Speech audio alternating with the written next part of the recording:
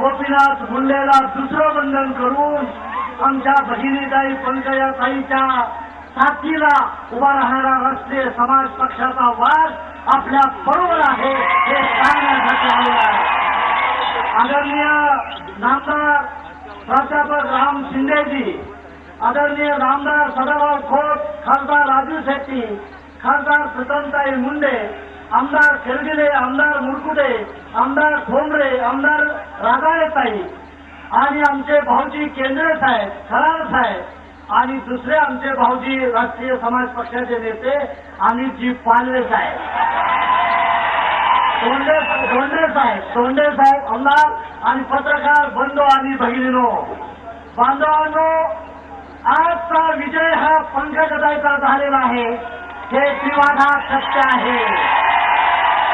मी त्यांना सांगू इच्छितो, ज्या चला चपात्याला पंकजाताईच्या उदार षडयंत्र केलं त्याचं नाव बारामती आहे. बारामती आमच्या भगवान बाबाची शपथ घेऊन सांगतो, बारामतीची वाट लागल्याशिवाय महादेव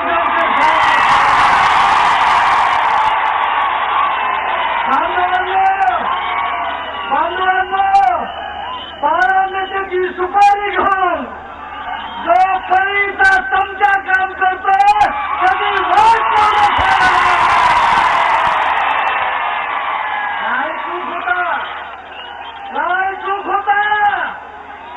अरे बांधवांना लक्षात ठेवा, त्या विश्वनाथ गोपीनाथ मुंडेला पवारांच्या औलादीनं विरोध केला, त्या औलादीच्या पाया पडणारी हवलं हे बसण्याचं काम केलं. काय तुझा पक्ष काय करतोय मला माहित नाही, पण महादेव जानकरचा पक्ष मरोस्तर तुझा पाठीमागे खाते. आणि मी सांगू इच्छितो, संत म्हणताना, अरे संत म्हणताना संतांच्या भूमिकेत राहायचं असतं, संतांच्या भूमिकेत राहायचं असतं. आणि तुमचं सगळं करायचं आहे, तर बारामतीची सुपारी घेऊन जर बहिणीला अडवण्याचं काम करताल तर पट्ट्याचं नाव महादेव जानकर आहे. मी सांगू इच्छितो, महादेव जानकर ब्रह्मचारी आहे. ब्रह्मचार्याचा शब्द वाईट असतो आणि भगवान बाबाला सांगतो, मी जर चोरी केली असेल, कुठं विचार केला असेल तर महादेव जानकर मेला पाहिजे, संपला पाहिजे. अरे बांधवांनो, संतांच्या नावाखाली चोऱ्या करणाऱ्या माणसांनो, माझी तुला विनंती आहे, सदाभाऊ राजू शेट्टी आणि मला अंग आमचे गुरुवर्य नेते गोपीनाथ मुंडे राहतात. आम्हाला हा गड माहीत नव्हता. गोपीनाथ मुंडेंनी बोटाला धरून इथं आणलं, त्या माणसाने आम्हाला मोठं केलं आणि त्यांनी सांगितलं, पंकजाताईनं मागच्या वेळेला हात दिला, माझे भाऊ 2 कॅबिनेट मंत्री आणि 1 राज्यमंत्री करीन, तिच्या तोंडाला वाचा चाललाय पंकजाताई. बांधवांनो, जेवढी तिच्या अंगावर संघर्ष असेल तेवढी ती बोल्ड आणि टोल्ड बनणार आहे.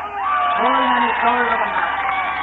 तिला कोणाच्या भिकेची गरज नाही, ती वाघील आहे पंकजा मुंडे. अरे बांधवांनो, एकाच्या मेहरबानीनं एमएलसी व्हायचं. एमएलसीचा अर्थ आहे चमचा, एमएलसीचा अर्थ आहे मुख्यमंत्र्याचा लायबल चमचा, आणि नंतर विरोधी पक्ष नेता व्हायचं, चमचा बनायचं. आणि हे असलं खणखणीत सोनं आहे, नाणं आहे. तिने आमदार केलं, हजारो आमदार केलं, हजारो खासदार केलं, त्याची औलाद गोपीनाथ मुंडेची पंकजा मुंडे आहे. लक्षात तुम्ही नेत्याला मानणार का चमचा एखाद्या विरोधी पक्षाच्या आमदाराला मानणार? अरे हे खासदार करते, आमदार करते, कोणी करताय? तिकीट तुम्हाला पंकज ताईने दिलं ना, जिल्हा तिकीट पंकज ताईने दिलं ना, काँग्रेस तिकीट कोणी दिलं? अरे प्रीतम साहेब, तुला खासदार कोणी केला? धोंडे साहेब तिकीट कोणी दिला? साहेब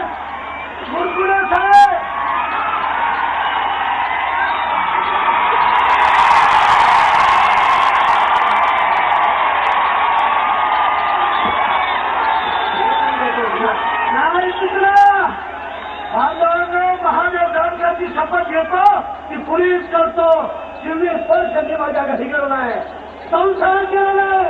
अरे काय आमचं चुकलंय? आमचं काय चुकलंय? सत्याची भूमिका घेतली, आम्ही चमचे म्हणून कुणाला आलो नाही, तर खरंच हिरवत प्रेम करतोय. 31 मेला ह्याच गोपीनाथ मुंडेंनी सांगितलं, महादेवराव मला मुलगा नाही, माझा तो मुलगा म्हणून राहावं लागेल. पंकजाताई, तुझ्या पक्षाची युती होईल अगर न होईल, पण तुझ्यावर आयुष्याची युती घात बांधलेली मी सोडणार नाही. आणि सत्ता काय, सत्याचं काय? ताई, मला भागवत करायला सांगितलं, तिथला हाम फोन करेक्टर आहे, और आता सगळ्यात त्याची बदली झाली पाहिजे. सत्ता आमचे मुलावर कॅबिनेट मिनिस्टर महाराष्ट्राची मस्ती असेल त्या करेक्टरला, आणि अजित पवार धन्यात ऐकत असेल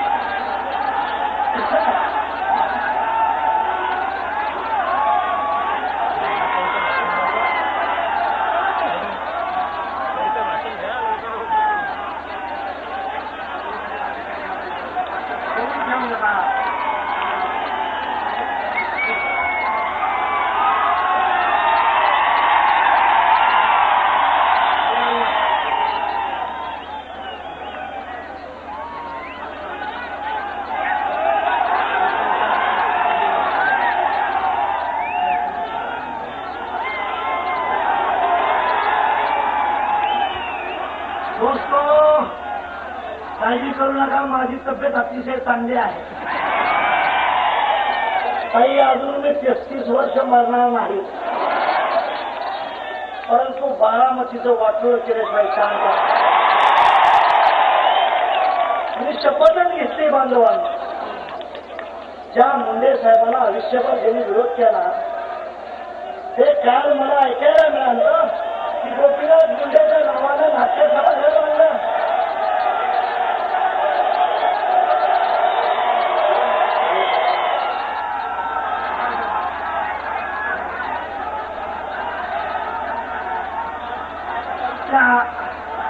मुंडे साहेबाच्या नावानं ज्यांनी आयुष्यभर विरोध केला, तो हरामखोर अजित पवार परळीत आला आणि मुंडे साहेबाचं नाव दिलं. लक्षात ठेवा, हे कुठलं षडयंत्र आहे?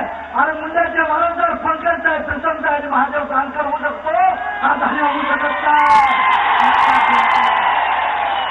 ज्यांनी आयुष्यभर मुंडे साहेबाला वाईट दिला, त्रास दिला, त्यांचं नाव तू सभागृहाला देऊन, अरे तू चमचा म्हणून अजित पवारचा राहिलेला आहे. याद राहा, पुन्हा जर षडयंत्र करशील तर तुझी अवस्था फार उलटी करून ठेवेल. काय हो, काय त्या क्लिपमध्ये पंकजा साहेब कॅबिनेटला असते आणि मी बी त्या दिवशी औरंगाबादला होतो. त्याची काही बोलली नाही बिचारी. एक महिला आहे म्हणून प्रत्येक गोष्टीत तुम्ही टार्गेट करण्याचा प्रयत्न करताय. याद राखा, मीडियाच्या बंधूंना देखील विनंती करून सांगू इच्छितो, चूक असेल तर आम्हाला सोडू नका, पण चूक नसेल तर साथ म्हणून गुढीत असल्याच्या भानगडीत पडू नका.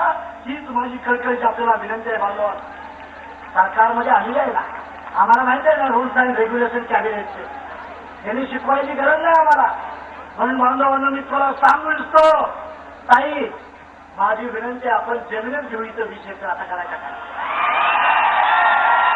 आणि दरवर्षी इथं सोळाचा मोबत भरू, आपण जाऊन दर्शन घेऊ बाबा भगवान बाबाचं, आणि इथे येऊन जनतेला आपले ऐलान करण्याचा प्रयत्न करू. बांधवांनो, एवढी विनंती करतो, आणि ताईचा हात मजबूत करा एवढी विनंती करून आपली जाग येतो. जय हिंद, जय भगवान.